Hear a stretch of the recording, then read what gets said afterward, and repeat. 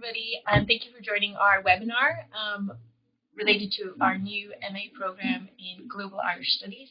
My name is Tina Moran. I'm a lecturer in English in the School of English, Irish and Communication here at UL. And my colleagues with me are Dr. Aileen Dillon, who's a music specialist, and Dr. David Fleming, who is a specialist in modern Irish history.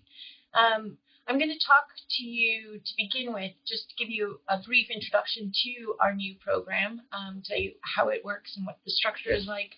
And then I'm going to give you a bit of an introduction to my own research, and my research specialism is Irish Gothic literature, and I'll tell you a little bit more about that in a minute. I'm just going to put my timer on so that I keep to time. This program, the MA in Global Irish Studies, is an interdisciplinary one-year master's program, which is designed to examine the interconnected notions of local and global Irishness. And it was born out of a desire and a perceived need to explore and better understand in historically grounded, critically aware manner the ways in which Ireland and Irishness have impacted and been impacted by processes of migration, emigration, globalization, etc. And students who choose to take this course, choose to take this program, will undertake 4 modules each semester. So 4 classes in the autumn semester and 4 classes in the spring semester. And then they'll cap it off with an MA dissertation, which they will, circa 15,000 words, which they'll write under the supervision of a specialist from amongst our staff over the summer of the year of their program. And to give you an idea of the classes that you might take here and some of the staff that you might meet, the program is envisioned, as I said, as an interdisciplinary program, drawing principally from the specialisms of staff in English and comparative literature, in history, in music, and in Irish language and literature. Though I should kind of emphasize that knowledge of Irish is not necessary for this program, though there will be options, hopefully, to kind of progress Irish language knowledge as well. So in each of these semesters, there'll be 2 core modules, as I said, 2 core classes, and these are designed to give students the kind of groundwork, critical theoretical groundwork for studying global Irish studies. One of these core modules is designed as a research seminar series, which means that students will be exposed to presentations on cutting-edge research by staff members at UL and visiting researchers or guest lecturers from elsewhere. And students will also have the opportunity to present on their own developing research, which is a really great opportunity to start thinking about communication, or not start thinking about, but to develop and hone communication skills, especially if students are thinking about going on to further graduate studies. And then there will be elective modules or elective classes. And there's a wide variety of classes to choose from.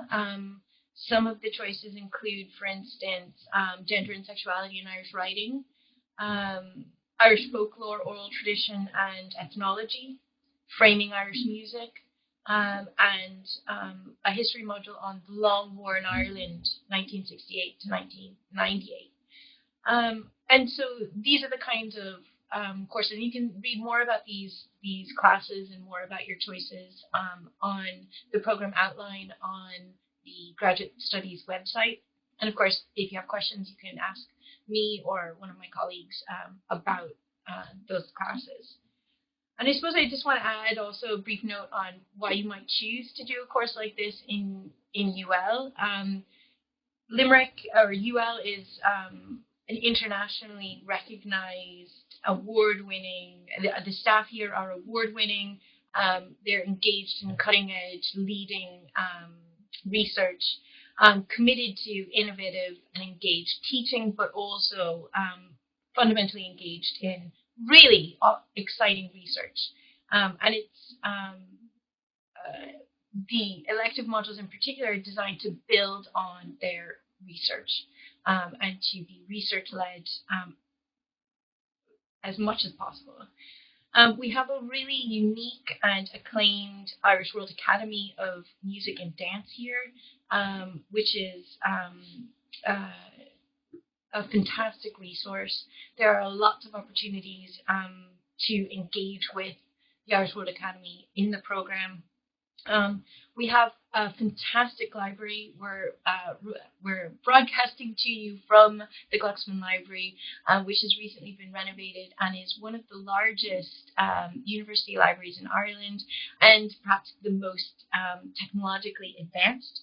And we have wonderful facilities here. Limerick, more widely, is a great opportunity. Is a great place to explore Ireland. The city has a great Georgian 18th century section, lots of history. We sometimes call ourselves the city of sport. So if you're into hurling or rugby, we're the place to experience some of that. And we're also kind of a gateway city in that we're a great place to start if you want to go out to the Cliffs of Moher, if you want to see the west of Ireland. So I'm going to leave it at that. The briefest of brief introductions to the program and to UL and Limerick. And then I'm going to talk to you about my research, which is, as I said earlier, Irish Gothic. And I've kind of given this title, Irish Gothic, Dracula and Beyond. I'm going to start my timer again. Because one of the things I find happens a lot when I tell people that inside and outside the academy, when I tell people that I research Irish Gothic, they get a bit of a blank look. And then I say, Dracula. And they say, oh yeah. So Dracula is probably the single most identifiable, recognizable Irish Gothic text. Though, interestingly, Stoker's Irishness is sometimes kind of overlooked, and people often kind of think of him as an English author, possibly because of the time that he spent in England. He spent much of his career in England managing the Lyceum Theatre. So he is, it's not unusual, though, a lot of Victorian-era Irish writers tend to be seen as English rather than Irish. Oscar Wilde, for instance. So Dracula is, recognizable. We all know it. Even if we haven't read the book, we all know it from its various cinematic iterations. But when I tell people that I work on Dracula, then I kind of qualify it and say, but I work on much, much earlier Irish Gothic literature. Dracula, alongside a handful of other texts, particularly Oscar Wilde's Picture of Dorian Gray and the works of Joseph Sheridan Le Fanu, particularly Carmilla, the infamous lesbian vampire tale, and his novel Uncle Silas, which Elizabeth Bowen famously said was Irish Gothic transposed to an English setting. These authors, so Stoker, Wilde, Le Fanu, they have come to be seen as the Irish Gothic. And Irish Gothic as a whole, whether we call it a genre, a form, a mode, what have you, is principally seen as this kind of late 19th century development associated particularly with these authors. And you'll notice that these authors are all male and they're all Protestants. So Irish Gothic as a whole, again, the conventional understanding is that it is a Protestant form or a Protestant genre, and that it is principally written by men. And additionally, there's another kind of conventional assumption, and that assumption is that this literature, like Bowen's assessment of Uncle Silas, suggests this literature is always about Ireland, even when it's not about Ireland. So a text like Dracula, which, for those of you unfamiliar with the tale, has nothing to do with Ireland and has no Irish characters, is interpreted as being somehow about Ireland.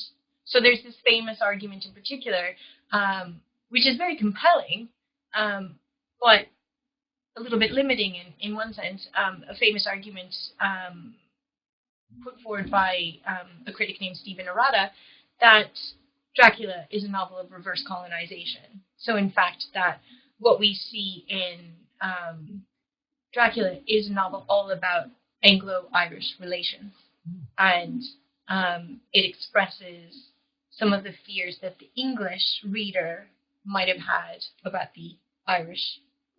Yeah. And that's a conventional reading of Irish Gothic, is that it is somehow allegorical, that it's always about Ireland, as I said, even when it's not about Ireland. And I suppose one thing to note is that these readings of Irish Gothic, which kind of developed in the latter half of the 20th century, particularly from about 1989 onwards, and the Field Day anthology, these readings have been really helpful in the sense that they have kind of recovered to view a lot of text that might have been forgotten otherwise. But my research is about thinking beyond those limitations, or those kind of restricted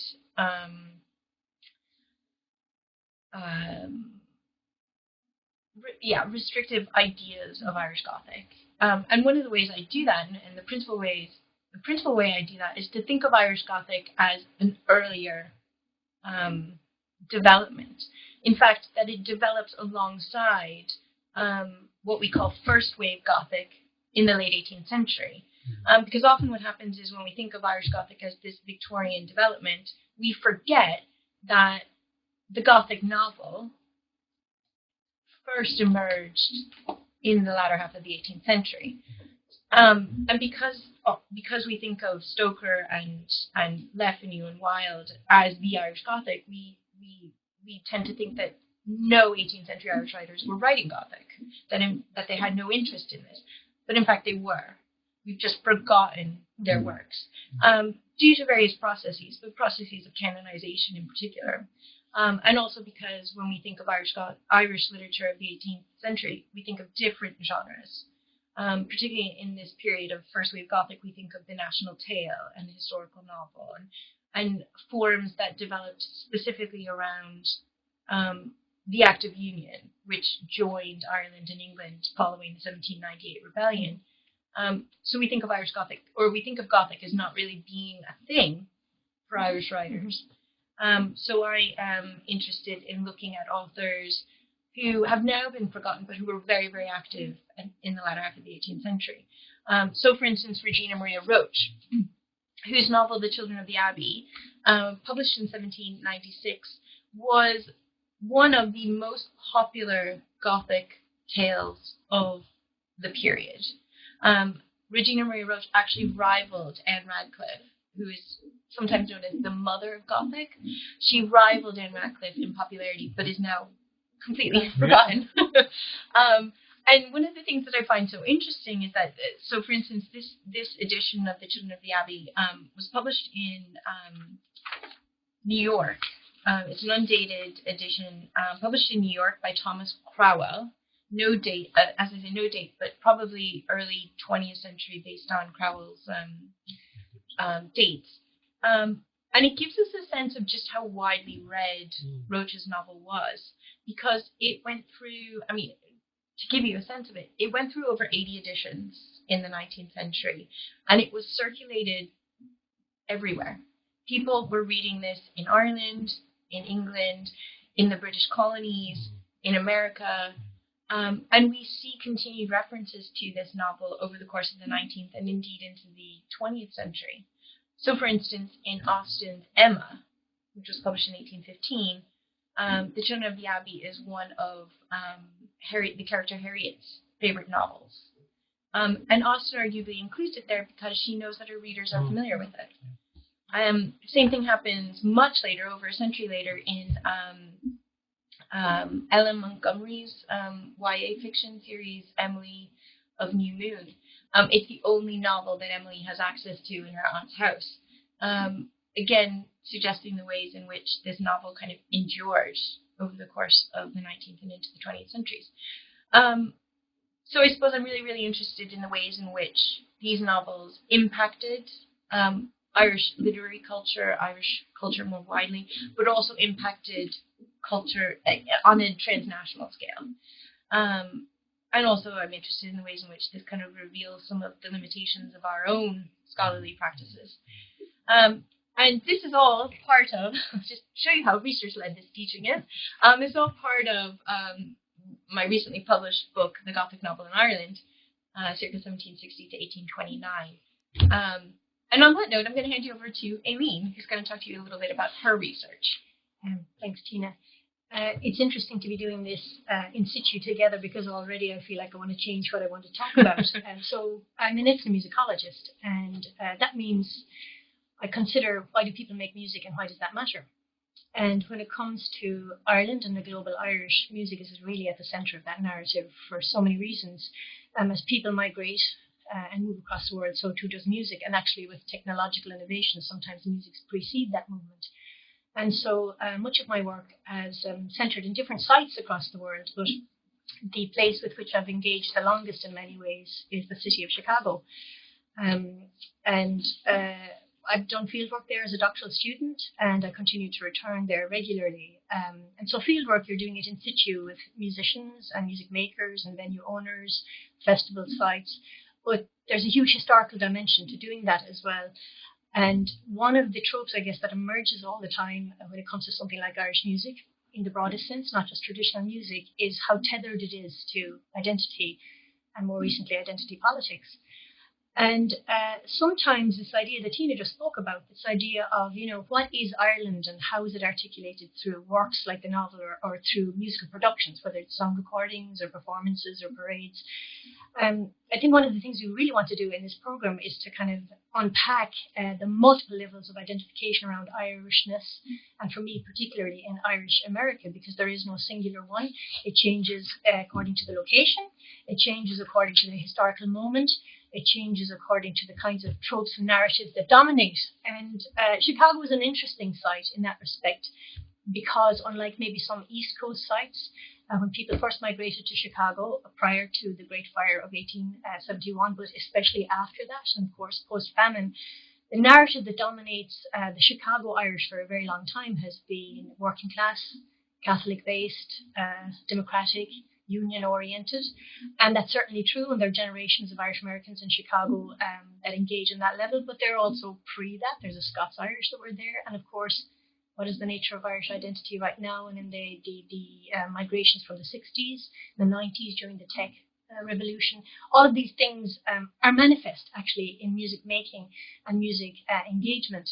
So some of the prominent tropes of Irishness that you encounter right from the early days, whether it's Thomas Moore's Melodies, whether it's the early vaudeville, whether it's Tin Pan Alley recordings in the 20th century, whether it's the emergence of songs like Touril or Laddie versus other types of balladry, whatever it is, these are all kind of sensuous products and performance moments that deeply, deeply implicate people in their notion of what constitutes Irishness.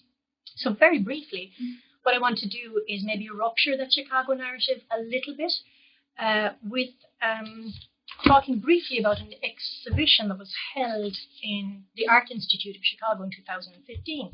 And it was called Ireland, Crossroads of Art and Design. And it was the first time there had been such a staging of Irish artifacts in North America to this degree. There was over 300 artifacts. Most of them came from North American owners. But what was particularly interesting for me was that it was the first time that the Art Institute allowed for the commissioning of a CD of music to complement the mission of this particular exhibition. And the reason why in many ways that was very important was because this exhibition was just curated for and put together for a Chicago audience. And while you have tourists coming in, it was leaning back into 200 years of kind of Irishness. And this is something that I think David will speak to in a while, and certainly you've alluded to it.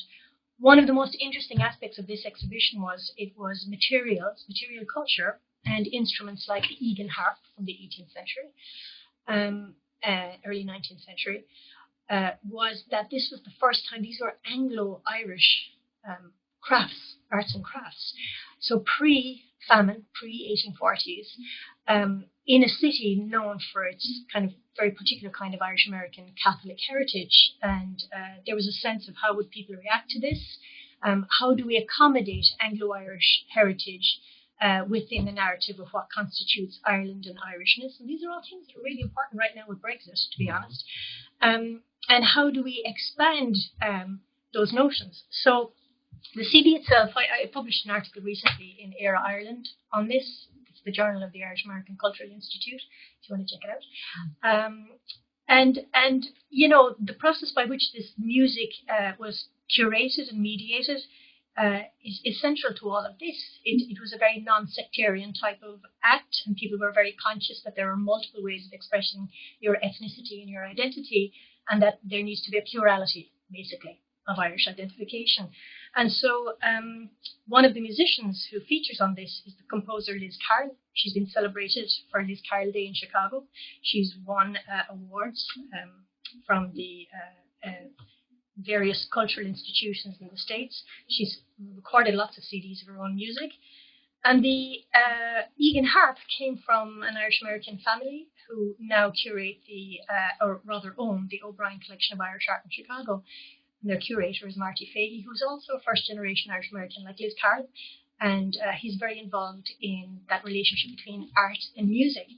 And so, yeah, this exhibition was hugely popular, and it gave people in Chicago and tourists who came to Chicago, where they dyed their evergreen on St. Patrick's Day, a really different sense of the multiplicity of Ireland, and not just the singular immigration narrative. At the same time, it's very important to honour those narratives too, and to see them in song texts and song performances. And I guess part of this then is a bigger project for me. I'm writing a book on this right now, and I'm trying to think about ways in which the nostalgic, the ersatz nostalgic sentimentality, rebel songs, political movements, the shift in Irish American identity and in identity politics is kind of panning out in a place like Chicago, and the implication of that more broadly, particularly at a time when we're seeing a rise in white nationalism, and how maybe Irish musics and Irish American musics are implicated potentially in all of that. So, you know, part of this course would be about bringing in critical race theory, will be about critiquing identity and identity politics. And will also be about music making and embodiment, because in the end, some of these songs and musics, when you encounter them, they bypass cognition, they go straight into something. So we've been trained in a way to respond to these. What are those processes?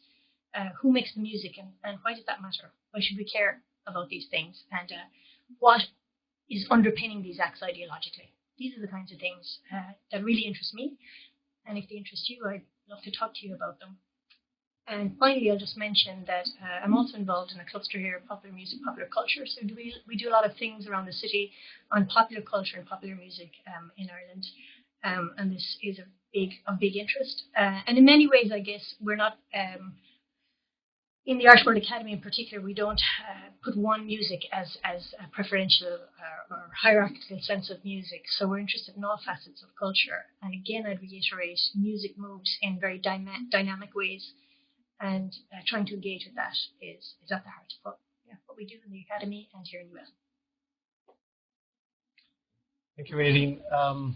David Fleming is my name, as Tina has introduced me, and I'm a historian in the Department of History here at the University of Limerick. And just picking up on something that Aileen said and that Tina alluded to as well, this question of identity and this global reach of particularly Irish identity is a facet that I'm interested in a different way, in the historical development of identities, and I'm going to allude to that again in a few minutes or a few seconds. I'm an 18th century historian, and part of the story of Ireland in the 18th century is very much tied up with identity, in the sense that much of what you read in the popular histories of even today, but the last century and certainly the 19th century, was very much a view of history of the Catholic side of history, of oppression, of a downtrodden people. And of course, this was, I think, and is a valid way of looking at it. But as part of one of the things that we would be doing in it, were not allowed to practice their religion. I was very interested in this because as a historian, I was looking out for these sorts of things and not sure whether this was actually accurate. I was coming across plenty of references to Catholics practicing their religion, and I was very curious as to how this sort of thing developed. And one of the stories that is synonymous with the 18th century and with the penal era, as it's often called, is the story of the Mass Rock. Now, what is a Mass Rock? This is a location, a piece of the landscape, part of the landscape, where Catholics assembled to have Mass heard and celebrated, because the story goes, or the history goes, that Catholics were not allowed to practice their religion, i.e. to have chapels and churches, priests were banned, etc. So I kept coming across these stories, and I just wanted to briefly read something from this very interesting book by Seamus McManus called The Story of the Irish Race. And it was a very popular book from right throughout the 20th century. I mean, it's still being published, I suspect. This edition is from 1972, and it was being published from the early 1900s. So it really did help and assist or define Irish identity, not just for people in Ireland, but in America, where the author spent a lot of time. And it's in that context that I just want to read a very, very short piece. And Seamus McManus is on a lecture tour in California, probably around 1900, let's say.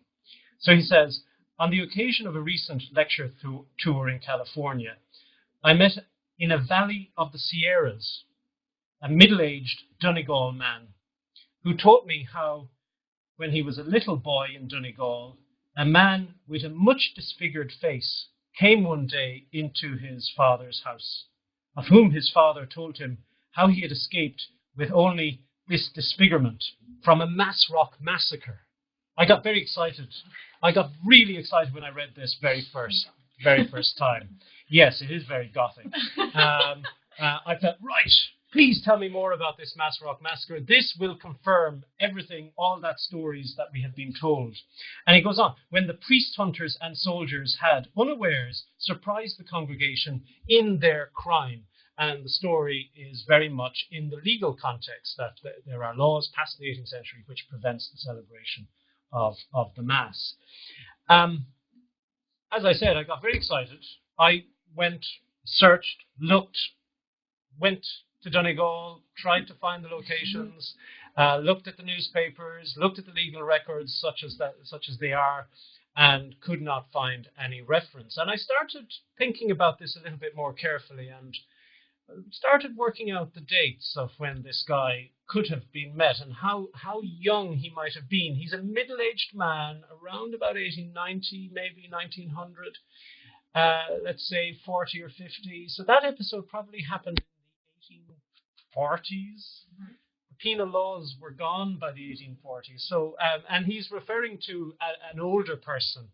So theoretically, it might have been right at the end of the 18th century. But it still didn't stand up when I started digging, and I prepared an article, researched an article on this question of Mass Rocks in a book called Church and Settlement in Ireland, available in every good bookshop, and it's just one essay in that. It's all about church and settlement and location over several centuries. And the 18th century was the period I was interested in. And one of the sources that I came across was a report from 1731, which attempted to list every parish in the country and where Mass was being said. And I said, this is important. And it is known. I mean, I didn't make the discovery. This report is well known. And it showed that that the vast majority of the places of where we had data had chapels. There were locations up in the north of Ireland, in Donegal, where this man said he had experienced this, where there were plenty of open-air sites. So that it all opened up lots of possibilities. And the story kind of, okay, there's elements of this original story that might be true, but there seems to be another story happening. And it is a story of churches and chapels, of shelters, of architecture, that is not really told. We don't hear about this. And it is a story that, as Irish people in the Irish education system, we are told from a very early stage. As I said, it becomes synonymous, really, with the 18th century. We tend not to hear about Gothic novels, which we should. So I produced this article, and it offers really an alternative, I think, story. But, and I don't know how my time is, but it's one quote which I finished on, which tries to explain why the story of the Mass Rock, this romantic story, this story that lends itself to a version of Irish identity, is still so powerful today. And it's a quote from Seamus Heaney, our great poet. And it's a little long, so I hope people will forgive me. But it tells of how he, as a poet, but also as a person who has thought a lot about these things and who was interested in history, grappled with these older stories and with this newer information that scholars are presenting. So I hope you bear with me. It's a little long, but I think you'll find it interesting. So he says, more generally interesting and more significantly influential than exotic items like harps, however, are those images and objects which signify common loyalties and are recognized as emblems of a symbolic past, which also claims to be the historical past. These emblems and objects guarantee our way of feeling about ourselves as a group, and as such they have a potent influence over our everyday attitudes. I can think of no more apt illustration in this context than the picture of a Mass Rock that used to hang in a neighbour's house. And these images were produced in the 19th century, when Ireland was going through a fairly turbulent period during the land war of the 1880s, where farmers and landlords and the national question is quite prominent. This image was once a familiar sight, an oleograph of the outlawed priest in red vestments raising the host in a secluded corner of the hills themselves shrouded in snow, the congregation in shawls and frieze coats huddled around on one knee under the frosty sky, and away on the horizon, a band of redcoats, soldiers, coming into view over a crest of drifted snow. In between, a man is running wild over the ditches to inform the congregation. In a way, nothing I have learned, or ever could learn, about the facts of the penal laws in Ireland could altogether displace the emotional drama of that picture. The 18th century past will remain in some corner of my mind, technicolor, panicky, frosty, arrested in whites and greys and scarlets. And I think that really does sum it up. I mean, Seamus Heaney knew the facts. He did not need this article to tell him, or any other article. But for him, it was, and often is, this romantic notion of the Irish past. And that's still valid. And the type of thing that we would be doing in this MA is very much looking at all of these different attitudes and approaches and identities that Irishness in Ireland and across the globe have been produced. I think of songs that capture that as well, Yeah. 1798 rebellion songs, that those ideas. And I suppose the work that visual culture and music in particular have done in fabricating the nation state, Exactly. and how that's refracted our Yeah. history. Yeah. We're at this much more mature moment where We we're are. precisely able to Yeah. deconstruct. Yeah, and interrogate some of those received notions Exactly. and Yeah. narratives. Yeah. Without dismissing how emotionally important they can be Indeed. to self-identification. Indeed. Yeah. Yeah. Just while you were talking there, David, I couldn't help but think first, Massrock Massacre sounds like a great band title, Yeah. a band name. And also, I wonder how, because I had never heard of Massrocks before, and I wondered if some of that romance that kind of grows up around this idea of the Massrock has to do with the Hedge Schools. Yeah. And Yeah. that idea of this kind of prescribed activity going on in secret. And resistance. Yes. It is, and one could replace Massrocks with Hedge Schools very easily, and there would be a whole separate literature and the pictures, as you say, and the music that goes with it. For many people, the 18th century was a tough time, and we tend to ignore the great things that were produced in Ireland, which we saw in Chicago in that wonderful exhibition, the craftsmanship, the wealth of the country. We tend to ignore that. We tend to ignore class. We tend to identify the Irish as homogenous. And we tend to ignore the literature that was coming out of it as well. We imagine an educated through the Hedge Schools, but not a very educated populace. For those of you who might not be familiar with Hedge Schools were literally kind of schools that were supposed to have taken place in the bushes, because Catholic education, or the education of Catholics, was not allowed under the penal laws, and so there were these kind of illicit schools. And the joke in the 19th century, or in 19th century literature anyway, is that they're usually always kind of headed up by questionable teachers with questionable levels of scholarship, who are basically the blind leading the blind.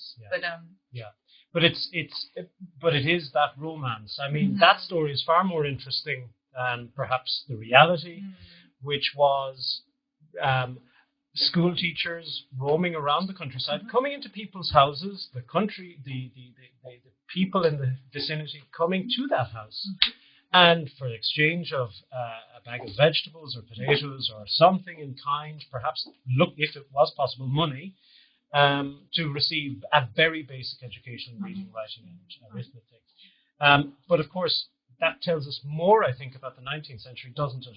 Because during the 19th century, there are battles about Irish education, very much Irish identity. Daniel O'Connell defines Irishness in those Catholic terms for the first time, really. And I mean, all of this becomes so implicated in the politics of today, because if you have this homogenous notion of what constitutes Irishness, then that becomes about a politics of inclusion and exclusion, because actually Ireland today is extraordinarily multicultural.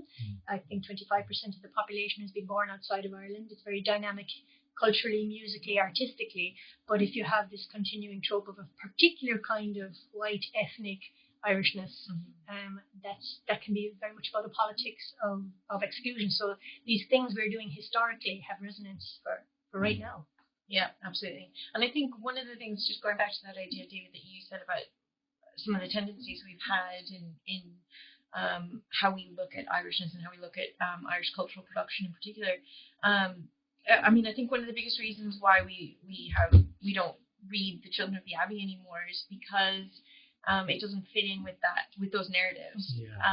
And one of the most interesting things about a text like The Children of the Abbey is how implicated in a transnational sense of Irishness it was, because it was translated into all sorts of European languages.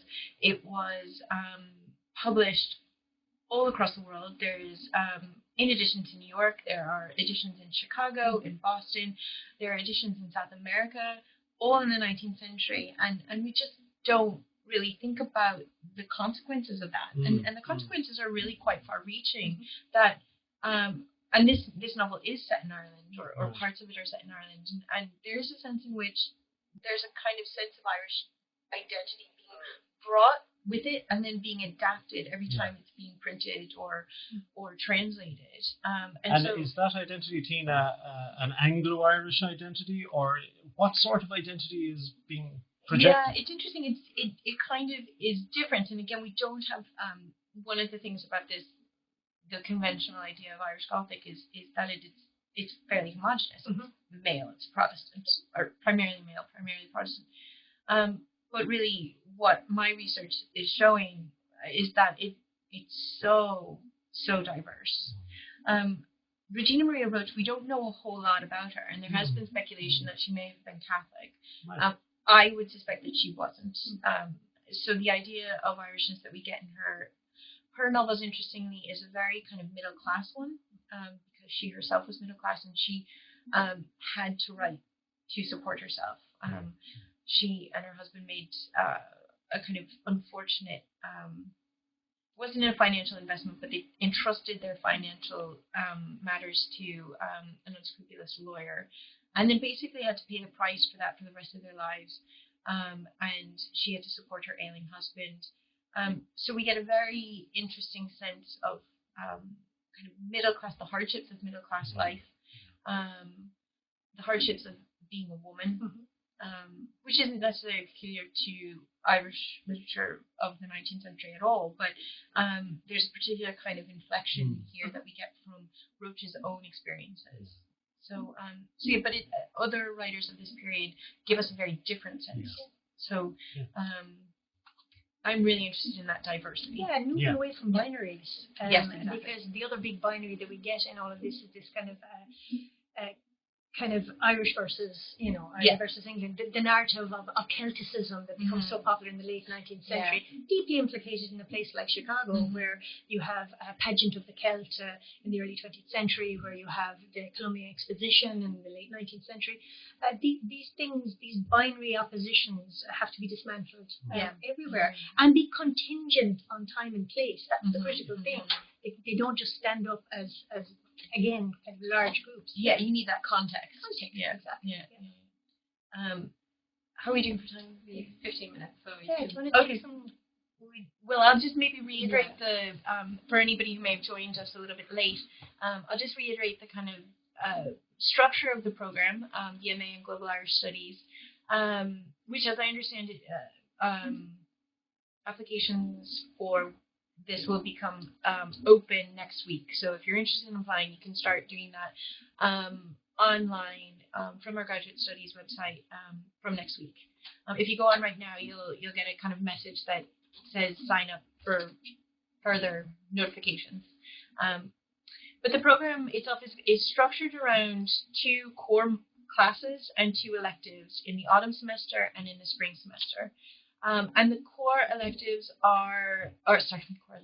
the core classes are there to provide students with that kind of contextually aware, historically grounded, critically aware foundation to study Irish identity, Irish culture, Irish literature in this global context, in a transnational context, in a transcultural context. And then the students each semester choose 2 electives, and we have a wide range of electives in the disciplines involved. So English literature and comparative literature, history, music, and I'm just drawing a blank. Thank you. Irish language and literature as well. And then in the summer, students complete around about 15,000 word MA dissertation, working with a staff member in a relevant area of research. And students will get to know their lecturers and kind of develop a relationship with that person well before it comes time to write the dissertation.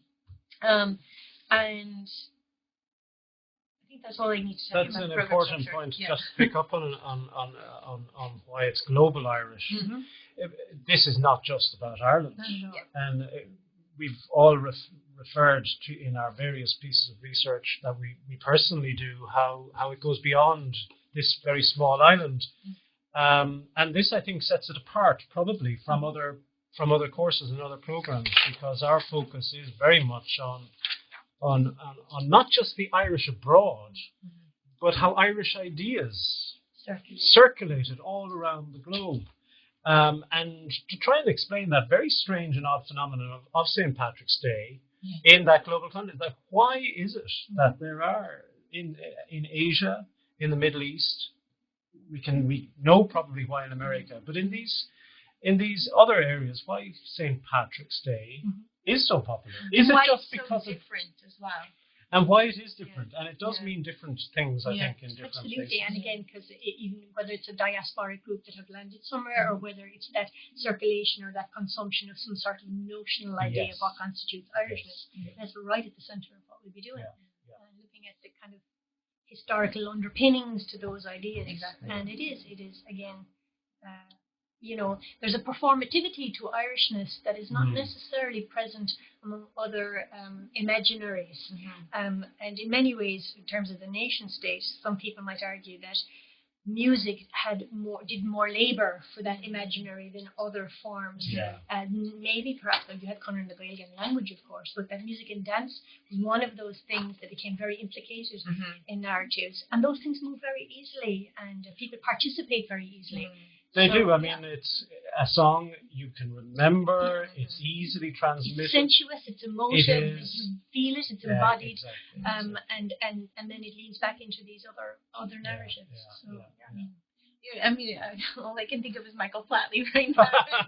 the huge popularity that Michael Flatley And a man from Chicago. Southside Irish. And a contemporary of Liz Carroll who's on this CD. And he was involved in music with both Liz Carroll and Marty Fahey, who curates for the O'Brien. So it's amazing in some ways. The streams can be very small and localized in a place like Chicago. But then, you go to Melbourne, it's very different. You go to Abu Dhabi, it's very different. Very different. And all those imaginaries, trying to understand them. And we remember the other part of that duo, Jean Butler, who is one of the university's graduates, isn't that right? And worked with you for a while in the academy. For sure, was an external examiner. Great. So I need to thank you first of all for joining us for this webinar, and then also remind you that we will have a web chat at 4:00. So in just about 10 minutes. You're all very welcome to join in. The only thing is, in order to join in, you need to download the software Vidyo, VIDYO, first. And then you can access the chat and click on the chat symbol to join. And we'll be here to answer questions that you might have about program structure, about course content, about some of the things you might expect to encounter here in the MA program. So basically, any questions that you might have, we'll do our best to answer them for you. And if we can't answer them, we'll try to direct you to the relevant person. If you can't stick around for the web chat, do feel free to send me an email at christina.morin@ul.ie. You'll see my contact details online somewhere.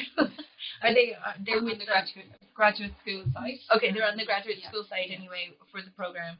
I think that was everything I had to tell you about that. Yeah. So thanks again for joining us, and I hope you can see how excited we are about this program. We can't wait to kick it off in autumn 2020, and we hope very much to see some of you there.